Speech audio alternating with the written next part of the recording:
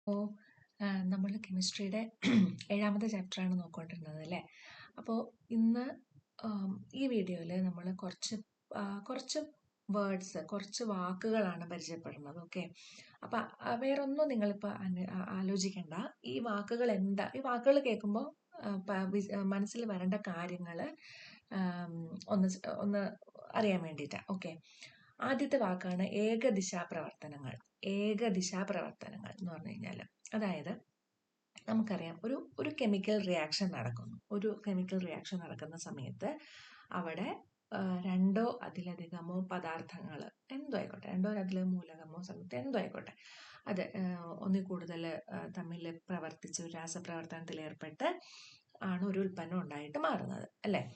ഒന്നോ അതിലധികമോ എന്തോ ഉൽപ്പന്നങ്ങളായിട്ട് മാറണം. അതായത് അവിടെ രാസപ്രവർത്തനത്തിൽ ഏർപ്പെടുന്ന കുറച്ച് കാര്യങ്ങളുണ്ടാവും. ആ രാസപ്രവർത്തനം കഴിയുമ്പോൾ നമുക്ക് കുറച്ച് ഉൽപ്പന്നങ്ങൾ കിട്ടുകയും ചെയ്യും അല്ലേ. അതില് രാസപ്രവർത്തനത്തിൽ ഏർപ്പെടുന്ന ആളുകളെ പറയുന്ന പേരാണ് നമ്മൾ അഭികാരകങ്ങൾ എന്ന് പറയുന്നത്. അഭികാരകങ്ങൾ. ഇനി അത് രാസപ്രവർത്തനത്തിൽ ഏർപ്പെട്ട് കഴിയുമ്പോൾ നമുക്ക് ഉൽപ്പന്നങ്ങൾ കിട്ടും. അഭികാരകങ്ങൾ, ഉൽപ്പന്നങ്ങൾ എന്താണെന്ന് മനസ്സിലായല്ലോ. ഈ ഒരു കെമിക്കൽ റിയാക്ഷൻ ഒരു ഉദാഹരണത്തിന് മാത്രം ഒന്ന് ശ്രദ്ധിക്കുക. സോഡിയം ഹൈഡ്രോക്സൈഡും ഹൈഡ്രോക്ലോറിക് ആസിഡും കൂടെ ചേർന്ന് കഴിഞ്ഞാൽ, HCl കൂടെ ചേർന്ന് കഴിഞ്ഞാൽ നമുക്ക് സോഡിയം ക്ലോറൈഡും ജലവും ഉണ്ടാവുന്നു. ഒരു ചെറിയൊരു എക്സാമ്പിളാണ്. ഓക്കെ, ഇതില് ഈ സോഡിയം ഹൈഡ്രോക്സൈഡും ഹൈഡ്രോക്ലോറിക് ആസിഡും HCl-ഉം ഇത് രണ്ടും എന്താണ്? അഭികാരകങ്ങളാണ് അല്ലേ. കാരണം ഇവ രണ്ടിനും കൂടെ ആണ് രാസപ്രവർത്തനത്തിൽ ഏർപ്പെടുന്നത്. അപ്പോൾ ഇത് അഭികാരകങ്ങളാണ്. ഇനി അത് രാസപ്രവർത്തനത്തിൽ ഏർപ്പെട്ട് കഴിഞ്ഞാൽ നമുക്ക് കിട്ടുന്നത് എന്താണ്? ഉൽപ്പന്നങ്ങളാണ് അല്ലേ. അപ്പോൾ അത് ഇവിടെ വരുന്നത് സോഡിയം ക്ലോറൈഡ്, നമ്മുടെ ഉപ്പും ജലവുമാണ്. ഓക്കെ, അപ്പോൾ അഭികാരകങ്ങൾ പ്രവർത്തിച്ച് ഉൽപ്പന്നങ്ങൾ ഉണ്ടാകുന്നു. ഓക്കെ, അത് മനസ്സിലായി. ഇനി ഈ ഉൽപ്പന്നങ്ങൾ വിഘടിച്ച് അഭികാരകങ്ങൾ ഉണ്ടാകാത്തതുമായ രാസപ്രവർത്തനങ്ങൾ ഏകദിശാ പ്രവർത്തനങ്ങൾ എന്ന് അറിയപ്പെടുന്നു. അതായത് നമ്മൾ അമോണിയയുടെ വ്യാവസായികമായിട്ടുള്ള ഉൽപാദനം അത് നോക്കുന്ന സമയത്ത് ഉണ്ടാകുന്ന അമോണിയ തിരിച്ച് വിഘടിച്ച് എന്തായിട്ട് മാറുന്നുണ്ട്? അഭികാരങ്ങളായിട്ട് മാറുന്നുണ്ട് അല്ലേ. അപ്പോൾ ഏകദിശാ പ്രവർത്തനങ്ങൾ എന്ന് പറഞ്ഞു കഴിഞ്ഞാൽ വേറെ ഒന്നുമില്ല, ഒരു ദിശയിലേക്ക് മാത്രമാണ് എന്ത് ആ പ്രവർത്തനങ്ങൾ നടക്കുകയുള്ളൂ. അതായത് അഭികാരങ്ങൾ പ്രവർത്തിച്ച് ഉൽപ്പന്നങ്ങൾ ഉണ്ടാവുകയും ഉൽപ്പന്നങ്ങൾ വിഘടിച്ച് അഭികാരങ്ങൾ ഉണ്ടാകാത്തതുമായിട്ടുള്ള രാസപ്രവർത്തനങ്ങളാണ് ഏകദിശാ പ്രവർത്തനങ്ങൾ. സിമ്പിൾ, മനസ്സിലായല്ലോ. അതായത് അഭികാരങ്ങൾ പ്രവർത്തിച്ച് ഉൽപ്പന്നം ഉണ്ടാവും, തിരിച്ച് ഉൽപ്പന്നം വിഘടിച്ച് അഭികാരകം ഉണ്ടാവും ഇല്ല. അത് ഏകദിശയാണ്, ഒരു ദിശയിലേക്കാണ് ഉണ്ടാവുള്ളൂ. മനസ്സിലായല്ലോ. അടുത്തത് ഉഭയദിശാ പ്രവർത്തനങ്ങൾ. ഉഭയദിശാ പ്രവർത്തനങ്ങൾ എന്ന് പറഞ്ഞു കഴിഞ്ഞാൽ രണ്ട് വശത്തേക്കും, അതായത് അഭികാരങ്ങൾ പ്രവർത്തിച്ച് ഉൽപ്പന്നങ്ങളാവുകയും ഉൽപ്പന്നങ്ങൾ വിഘടിച്ച് വീണ്ടും അഭികാരങ്ങളായി മാറുകയും ചെയ്യുന്ന രാസപ്രവർത്തനങ്ങളാണ് ഉഭയദിശാ പ്രവർത്തനങ്ങൾ. അതായത് അഭികാരങ്ങൾ പ്രവർത്തിച്ച് ഉൽപ്പന്നം ഉണ്ടാവും, ആ ഉൽപ്പന്നങ്ങൾ തന്നെ വിഘടിച്ച് തിരിച്ച് അഭികാരങ്ങളായിട്ട് മാറും. രണ്ട് വശത്തേക്കും ഈ പ്രവർത്തനം നടക്കും. അതാണ് ഉഭയദിശാ പ്രവർത്തനങ്ങൾ എന്ന് പറയുന്നത്. ഒരു ഉഭയദിശാ പ്രവർത്തനത്തിൽ അഭികാരകങ്ങൾ പ്രവർത്തിച്ച് ഉൽപ്പന്നങ്ങൾ ഉണ്ടാകുന്ന പ്രവർത്തനമാണ് പുരോപ്രവർത്തനം. പുരോപ്രവർത്തനം വെച്ചാൽ മുൻപോട്ടുള്ളത്. അതായത് അഭികാരങ്ങൾ പ്രവർത്തിച്ച് ഉൽപ്പന്നങ്ങളായിട്ട് മാറുന്ന പ്രവർത്തനമാണ് പുരോപ്രവർത്തനം എന്ന് പറഞ്ഞു കഴിഞ്ഞാൽ.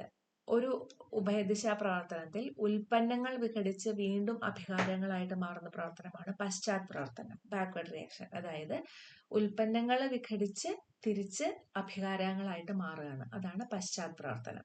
ഓക്കെ, അപ്പോൾ പുരോപ്രവർത്തനം എന്താണ്, പശ്ചാത് പ്രവർത്തനം എന്താണെന്ന് മനസ്സിലായി അല്ലേ. ഇനി അപ്പോൾ ഏകദിശാ പ്രവർത്തനം എന്താണെന്ന് മനസ്സിലൊന്നോർത്തേ. അഭികാരങ്ങൾ പ്രവർത്തിച്ച് ഉൽപ്പന്നമായിട്ട് മാറുന്നു. ഉഭയദിശാ പ്രവർത്തനം എന്താണെന്ന് മനസ്സിലൊന്നോർത്തേ. ഉഭയദിശാ പ്രവർത്തനം വെച്ചാൽ അഭികാരങ്ങൾ ഉൽപ്പന്നങ്ങളായിട്ട് മാറുന്നു, അത് തിരിച്ചെന്താവുന്നില്ല, ഉൽപ്പന്നങ്ങൾ മാറി വിഘടിച്ച് അഭികാരങ്ങളായിട്ട് മാറുന്നില്ല. ഇനി ഉഭയദിശാ പ്രവർത്തനത്തില് അഭികാരങ്ങൾ ഉൽപ്പന്നമായിട്ട് മാറുന്നതാണ് പുരോപ്രവർത്തനം, തിരിച്ച് ഉൽപ്പന്നങ്ങൾ വിഘടിച്ച് വീണ്ടും അഭികാരങ്ങളായിട്ട് മാറുന്നതാണ് പശ്ചാത് പ്രവർത്തനം. ഓക്കെ, അടുത്തതാണ് രാസസന്തുലനം. രാസസന്തുലനം എന്ന് വെച്ചാൽ എന്താ? ഒരു ഉഭയദിശാ പ്രവർത്തനത്തിൽ പുരോപ്രവർത്തനത്തിന്റെയും പശ്ചാത് പ്രവർത്തനത്തിന്റെയും നിരക്ക് തുല്യമായി വരുന്ന ഘട്ടത്തെ രാസസന്തുലനം എന്ന് പറയുന്നു. അതായത് അഭികാരകങ്ങള് പ്രവർത്തിച്ച് ഉൽപ്പന്നങ്ങൾ ഇങ്ങനെ ഉണ്ടായിക്കൊണ്ടിരിക്കുകയാണ് അല്ലെ. അപ്പോൾ ഉൽപ്പന്നങ്ങൾ ഉണ്ടായിരുന്നു. അപ്പോൾ ആദ്യം എന്താ, അഭികാരങ്ങളുടെ പ്രവർത്തനമായിരിക്കും കൂടുതൽ അല്ലെ. കാരണം അവിടെ ഉൽപ്പന്നം ഇല്ല തിരിച്ച് അഭികാരങ്ങളായിട്ട് മാറാനായിട്ട്. അപ്പോൾ അഭികാരങ്ങൾ നല്ലോണം പ്രവർത്തിച്ച് പ്രവർത്തിച്ച് പ്രവർത്തിച്ച് ഉൽപ്പന്നം ഉണ്ടായിക്കൊണ്ടിരിക്കുന്നു. ഒരു പോയിന്റിൽ എന്ത് ചെയ്യും, ഈ ഉൽപ്പന്നം തിരിച്ച് വിഘടിക്കാൻ തുടങ്ങും അല്ലെ. ഉഭയദിശാ പ്രവർത്തനമാണല്ലോ. അപ്പൊ ഈ ഉണ്ടാകുന്ന ഉൽപ്പന്നം വിഘടിച്ച് എന്തായിട്ട് മാറാൻ തുടങ്ങും, അഭികാരങ്ങളായിട്ട് മാറാൻ തുടങ്ങും അല്ലെ. അങ്ങനെ ഉൽപ്പന്നം വിഘടിച്ച് അഭികാരങ്ങൾ ഉണ്ടാകുന്നു. ഒരു ഒരു ഒരു പ്രത്യേക സമയത്ത് എന്ത് ചെയ്യും, ഇത് രണ്ടിന്റെയും ഈ രണ്ട് പ്രവർത്തനത്തിന്റെയും നിരക്ക് തുല്യമായിട്ട് വരും. അതായത് എത്ര എമൗണ്ട് അഭികാരങ്ങൾ പ്രവർത്തിച്ച് ഉൽപ്പന്നം ഉണ്ടാകുന്നോ അത്രയും എമൗണ്ട് തന്നെ ഉൽപ്പന്നം പ്രവർത്തിച്ച് എന്താവും, തിരിച്ച് അഭികാരമാവും. രണ്ടും ഈക്വൽ എമൗണ്ടിൽ, അളവിൽ, തുല്യ അളവിൽ നടക്കും. മനസ്സിലായോ? അതായത് അഭികാരങ്ങൾ പ്രവർത്തിച്ച് ഉൽപ്പന്നം ഉണ്ടാകുന്ന അതേ നിരക്ക് തന്നെ ഉൽപ്പന്നങ്ങൾ പ്രവർത്തിച്ച് എന്താവും, തിരിച്ച് അഭികാരങ്ങളായിട്ട് മാറും. ആ ആ ആ ഒരു ഘട്ടത്തെയാണ് നമ്മൾ എന്ത് പറയുന്നത്, രാസസന്തുലനം എന്ന് പറയുന്നത്. രാസസന്തുലനം. ഓക്കെ. ഇനി വളരെ പ്രധാനപ്പെട്ട ഒരു പ്രിൻസിപ്പിളാണ്, ഒരു തത്വമാണ് ലേ ഷാറ്റ്ലിയർ തത്വം എന്ന് പറയുന്നത്. ലേ ഷാറ്റ്ലിയർ തത്വം എന്താ? സന്തുലനാവസ്ഥയിലുള്ള ഒരു വ്യൂഹത്തിൽ, സന്തുലനാവസ്ഥയിൽ എന്ന് കേൾക്കുമ്പോൾ നമ്മൾ എന്താ നമ്മുടെ മനസ്സിൽ വരേണ്ടത്, ആ ഒരു വ്യൂഹത്തിൽ, വ്യൂഹം എന്ന് പറഞ്ഞു കഴിഞ്ഞാൽ ഒരു സിസ്റ്റം, അതായത് ഇപ്പൊ എന്തൊരു പ്രവർത്തനം നടക്കുന്ന ആ ഒരു ഒരു ഒരു സിസ്റ്റത്തിന് പറയുന്ന, ഒരു വ്യൂഹത്തിന് പറയുന്നതാണ് ഒരു ഒരു സിസ്റ്റത്തിന് പറയുന്നതാണ് വ്യൂഹം എന്ന് പറയുന്നത്. ഓക്കെ, നമ്മുടെ ലാബിലൊക്കെ ഉണ്ടാകുന്ന ഒരു സെറ്റപ്പ്. അപ്പോൾ സന്തുലനാവസ്ഥയിലുള്ള ഒരു വ്യൂഹത്തെ, ഇപ്പൊ സന്തുലനാവസ്ഥ എന്ന് പറയുമ്പോൾ നമുക്ക് എന്താ മനസ്സിൽ വരേണ്ടത്, അവിടെ നടക്കുന്ന പുരോപ്രവർത്തനത്തിന്റെ നിരക്കും പശ്ചാത് പ്രവർത്തനത്തിന്റെ നിരക്കും തുല്യമാണ്. അതാണ് സന്തുലനാവസ്ഥയിലുള്ള ഒരു വ്യൂഹം എന്ന് പറഞ്ഞു കഴിഞ്ഞാൽ. മനസ്സിലായല്ലോ? പുരോപ്രവർത്തനം എന്ന് പറഞ്ഞു കഴിഞ്ഞാൽ അഭികാരങ്ങള് ഉൽപ്പന്നങ്ങളായിട്ട് മാറുന്നത്, ആ നിരക്കും. പശ്ചാത് പ്രവർത്തനം എന്ന് പറഞ്ഞാൽ എന്താ, ഉൽപ്പന്നങ്ങൾ വിഘടിച്ച് തിരിച്ച് അഭികാരങ്ങളായിട്ട് മാറുന്ന ആ പ്രവർത്തനവും. ഇത് രണ്ടിന്റെയും നിരക്ക് തുല്യമായിട്ടുള്ള ഒരു വ്യൂഹത്തിൽ, അതായത് സന്തുലനാവസ്ഥയിലുള്ള ഒരു വ്യൂഹത്തിൽ ഗാഠത, മർദ്ദം, താപനില എന്നിവയിൽ ഏതെങ്കിലും ഒന്നിന് മാറ്റം വരുത്തിയാൽ വ്യൂഹം ഈ മാറ്റം മൂലമുണ്ടാകുന്ന ഫലം ഇല്ലായ്മ ചെയ്യത്തക്ക വിധം സ്വയം ഒരു പുനഃക്രമീകരണം നടത്തി പുതിയ സന്തുലനാവസ്ഥയിലെത്തുന്നു. ഇതാണ് ലേ ഷാറ്റ്ലിയർ തത്വം. വളരെ സിമ്പിൾ ആയിട്ടുള്ള ഒരു ഉദാഹരണം പറഞ്ഞുതരാം.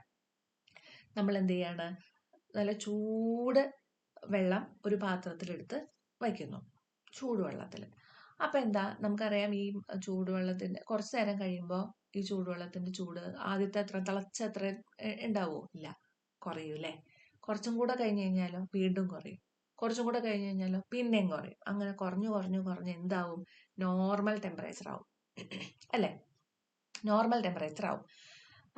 പിന്നെ നോർമൽ ടെമ്പറേച്ചർ ആയി കഴിഞ്ഞാൽ നമ്മൾ ഫ്രിഡ്ജിലൊന്നും വെച്ചില്ലെങ്കിൽ പിന്നെ അതിന്റെ ടെമ്പറേച്ചർ പിന്നെയും കുറയോ? ഇല്ല, നമ്മുടെ അന്തരീക്ഷ താപനിലയായിട്ട് മാച്ച് ചെയ്ത് നിൽക്കും അല്ലെ. അതായത് നമ്മുടെ അപ്പൊ ആ ഒരു ഉദാഹരണം ഒന്ന് മനസ്സിലേക്ക് കൊണ്ടുവന്നേ. അപ്പൊ നമുക്ക് മനസ്സിലാവും നമ്മുടെ കൂടുതലുള്ള ചൂട് എന്ത് ചെയ്യാണ്, അന്തരീക്ഷത്തിലേക്ക് ഇങ്ങനെ പോയിക്കൊണ്ടിരിക്കുകയാണ്. അവിടെ ആ ഒരു വ്യൂഹം അവര് ഇക്വിലിബ്രിയത്തിലേക്ക് എത്തിക്കാൻ വേണ്ടി നോക്കുകയാണ്. അപ്പോൾ എന്താ, പുരോപ്രവർത്തനം അങ്ങനെ നോക്കരുത്, കെമിക്കൽ റിയാക്ഷൻ അല്ലല്ലോ അവിടെ നടക്കുന്നത്. അപ്പൊ നമ്മൾ എടുത്തിരിക്കുന്ന തിളച്ച വെള്ളത്തിന്റെ ചൂട് എന്ത് ചെയ്യാണ്, അന്തരീക്ഷത്തിലേക്ക് ഇങ്ങനെ പോയിക്കൊണ്ടിരിക്കുകയാണ്. ഒരു പോയിന്റിൽ അന്തരീക്ഷത്തിലെ താപനിലയായിട്ട് വെള്ളത്തിന്റെ താപനില മാച്ച് ആവും. അപ്പൊ അതെന്തായി, അത് രണ്ടും ഈക്വൽ ആയി അല്ലെ. മനസ്സിലായെന്ന് വിചാരിക്കുന്നു. ഓക്കെ, ഇനി ഇങ്ങോട്ടേക്ക് വന്നേ, ലേ ഷാറ്റ്ലിയർ തത്വം അതിലേക്ക് വന്നേ. സന്തുലനാവസ്ഥയിലുള്ള ഒരു വ്യൂഹത്തിൽ ഗാഠത, മർദ്ദം, താപനില. ഈ സന്തുലനാവസ്ഥയിലുള്ള ഒരു വ്യൂഹത്തിന് ഗാഠത എങ്ങനെ എഫക്ട് ചെയ്യുന്നു, മർദ്ദം എങ്ങനെ എഫക്ട് ചെയ്യുന്നു, താപനില എങ്ങനെ എഫക്ട് ചെയ്യുന്നു എന്നുള്ള കാര്യം പിന്നെ പറഞ്ഞുതരാം. ഓക്കെ, ഇപ്പൊ ഇത് മനസ്സിലാക്കുക. ഇതിനകത്ത് ഏതെങ്കിലും ഒരു വ്യൂഹത്തിൽ ഗാഠത, മർദ്ദം, താപനില എന്നിവയിൽ ഏതെങ്കിലും ഒന്നിന് മാറ്റം വരുത്തുകയാണ്. അപ്പൊ അത് ഇക്വിലിബ്രിയം ആവുമോ? ഇല്ല, അത് ഇക്വിലിബ്രിയം ബ്രേക്ക് ചെയ്യൂ അല്ലെ, ഇക്വിലിബ്രിയത്തിൽ നിന്ന് മാറും. മാറ്റം വരുത്തിയാൽ വ്യൂഹം ഈ മാറ്റം മൂലമുണ്ടാകുന്ന ഫലം ഇല്ലായ്മ ചെയ്യത്തക്ക വിധം സ്വയം ഒരു പുനഃക്രമീകരണം നടത്തി പുതിയ സന്തുലനാവസ്ഥയിലേക്ക് എത്തുന്നു. എപ്പോഴും വ്യൂഹത്തിന്റെ ഒരു ലക്ഷ്യം എന്ന് പറയുന്നത് എന്താണ്? ഈ സന്തുലനാവസ്ഥയിലേക്ക് എത്തുക എന്നുള്ളതാണ്. ഓക്കെ, അപ്പൊ നമ്മൾ എന്ത് ചെയ്തു? ഒരു സിസ്റ്റത്തില്, ഒരു വ്യൂഹത്തില് ഇപ്പൊ സന്തുലനാവസ്ഥയിൽ ഇരിക്കുന്ന ഒരു വ്യൂഹത്തിലേക്ക് അവിടെ ഇപ്പോ ഉള്ള ഗാഢത, അല്ലെങ്കിൽ ഇപ്പോ ഉള്ള ഒരു മർദ്ദം, അല്ലെങ്കിൽ ഇപ്പോ ഉള്ള താപനില, അതിനകത്ത് എന്തെങ്കിലും നമ്മൾ മാറ്റം വരുത്തുകയാണെങ്കിൽ ഈ സന്തുലനാവസ്ഥ മാറും അല്ലെ? അപ്പൊ സന്തുലനാവസ്ഥ മാറുമ്പോ അതുമൂലം ഉണ്ടാകുന്ന ഫലം ഇല്ലായ്മ ചെയ്യത്തക്ക വിധം എന്ത് ചെയ്യും? ഒരു പുനഃക്രമീകരണം നടത്തി പുതിയൊരു സന്തുലനാവസ്ഥയിലേക്ക് എത്തുന്നു. ഇതാണ് ലേ ഷാറ്റ്ലിയർ തത്വം. മനസ്സിലായല്ലോ? ഈ തത്വങ്ങള്, നിയമങ്ങള്, അങ്ങനെയുള്ളതെല്ലാം ഒരു വാക്കുപോലും മാറാതെ പഠിക്കുന്നതാണ് നല്ലത് കേട്ടോ. അത് കാരണം എന്താ? അത് ഒരു സയന്റിസ്റ്റ് ഒരുപാട് നാളത്തെ കഷ്ടപ്പാടിന്റെ ഫലമായിട്ട് പുള്ളി എഴുതി വച്ചിരിക്കുന്ന കാര്യങ്ങളാണ്. അപ്പൊ ആ തത്വങ്ങളെല്ലാം എന്ത് ചെയ്യണം? പുള്ളി പറഞ്ഞു വെച്ചിരിക്കുന്ന രീതിയിൽ തന്നെ പഠിച്ചെഴുതാനായിട്ട് ശ്രമിക്കുക. ഒരു 5 പ്രാവശ്യം എഴുതി പഠിക്കുക. എഴുതി പഠിക്കുന്നത് എന്താണെന്ന് വെച്ചാൽ നമ്മുടെ കൈയിന്റെ സ്പീഡും കൂടും. പരീക്ഷാ ഹാളിൽ നമ്മൾ എഴുതല്ലേ വേണ്ടത്? നമ്മുടെ സ്പീഡും കൂടും, നമുക്കത് പെട്ടെന്ന് ഓർത്തിരിക്കാനും പറ്റും. ഓക്കെ, അപ്പോൾ അതാണ് ലേ ഷാറ്റ്ലിയർ തത്വം. ഇനി സന്തുലനാവസ്ഥയുടെ സവിശേഷതകളും കൂടി ഒന്ന് നോക്കാം. സന്തുലനാവസ്ഥയിൽ അഭികാരങ്ങളും ഉൽപ്പന്നങ്ങളും സഹവർത്തിക്കുന്നു. ഉണ്ടല്ലോ, അഭികാരങ്ങളും വേണം, ഉൽപ്പന്നങ്ങളും വേണം. സന്തുലനാവസ്ഥയിൽ പുരോപശ്ചാത് പ്രവർത്തന നിരക്കുകൾ തുല്യമായിരിക്കും. അപ്പൊ പുരോപ്രവർത്തനം എന്താ, പശ്ചാത് പ്രവർത്തനം എന്താ എന്നുള്ളത് മനസ്സിലേക്ക് വന്നല്ലോ. അതിന്റെ രണ്ടിന്റെ നിരക്ക് തുല്യമായിരിക്കുമ്പോഴാണ് അത് സന്തുലനാവസ്ഥയിൽ നിന്ന് നമ്മൾ പറയുന്നത്. സന്തുലനാവസ്ഥ കൈവരിച്ച ശേഷവും അഭികാരക തന്മാത്രകൾ പ്രവർത്തിച്ച് ഉൽപ്പന്ന തന്മാത്രകളും, ഉൽപ്പന്ന തന്മാത്രകൾ അതേ നിരക്കിൽ പ്രവർത്തിച്ച് അഭികാരക തന്മാത്രകളും ഉണ്ടായിക്കൊണ്ടേയിരിക്കും. അതിനാൽ രാസസന്തുലനം തന്മാത്രാ തലത്തിൽ ഗതിക സന്തുലനമാണ്. അവിടെ ഒരു ചലനം നടക്കുന്നുണ്ട് അല്ലെ? അഭികാരങ്ങള് ഉൽപ്പന്നങ്ങളായിട്ട് മാറുന്നുണ്ട്, ഉൽപ്പന്നങ്ങൾ തിരിച്ച് അഭികാരങ്ങളുമായിട്ട് മാറുന്നുണ്ട്. ഒരു വ്യൂഹത്തിലേക്ക് പുതുതായി ഒന്നും ചേർക്കാതിരിക്കുകയും അതിൽ നിന്ന് ഒന്നും നീക്കം ചെയ്യാതിരിക്കുകയും ചെയ്താൽ അത്തരം വ്യൂഹമാണ് സംവൃത വ്യൂഹം, ക്ലോസ്ഡ് സിസ്റ്റം, സംവൃത വ്യൂഹം എന്ന് പറയുന്നത്. സംവൃത വ്യൂഹത്തിൽ മാത്രമേ സന്തുലനാവസ്ഥ സാധ്യമാകൂ. അതായത് അവിടെ ആ സിസ്റ്റത്തിലെ ഗാഢത, മർദ്ദം, താപനില ഇതിലൊന്നിലും വ്യത്യാസം വരാൻ പാടില്ല. ഓക്കെ, അങ്ങനെയുള്ളതിനാണ് സംവൃത വ്യൂഹം എന്ന് പറയുന്നത്. ഈ സംവൃത വ്യൂഹത്തിൽ മാത്രമേ സന്തുലനാവസ്ഥ സാധ്യമാകൂ. അപ്പൊ നമ്മൾ ഇന്ന് നോക്കിയിട്ടുള്ള ഏകദിശാ പ്രവർത്തനങ്ങൾ എന്താണ്? ഉഭയദിശാ പ്രവർത്തനങ്ങൾ എന്താണ്? പുരോപ്രവർത്തനം, പശ്ചാത് പ്രവർത്തനം എന്താണ്? രാസസന്തുലനം എന്താണ്?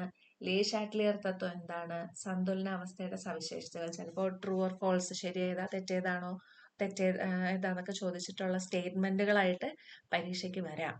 ഓക്കെ, അപ്പോൾ ഇതിന്റെ ഇക്വേഷൻസും കാര്യങ്ങളും ഉദാഹരണങ്ങളൊക്കെ ഇനി ഒരു വീഡിയോയിൽ പറഞ്ഞുതരാം. കാരണം ഒരുപാടാവും അല്ലെങ്കിൽ. ഇപ്പോൾ ഇതെന്താണെന്നുള്ള ഈ ഒരു നിർവചനം എന്നുള്ള രീതിയിൽ, ഡെഫിനിഷൻ എന്നുള്ള രീതിയിൽ ഒന്ന് പഠിച്ചു വെച്ചോളാം. ലേ ഷാറ്റ്ലിയർ തത്വം ഇതുപോലെ തന്നെ ഒരു വാക്കുപോലും വ്യത്യാസം വരാതെ പരമാവധി പഠിക്കാൻ നോക്കുക. ഓക്കെ, സന്തുലനാവസ്ഥയുടെ സവിശേഷതകൾ മനസ്സിലായി എന്ന് വിചാരിക്കുന്നു. എന്തെങ്കിലും ഡൗട്ട് ഉണ്ടെങ്കിൽ ജസ്റ്റ് കമന്റ് ചെയ്തേരെ, നമുക്ക് നോക്കാം കേട്ടോ. Okay, all the best.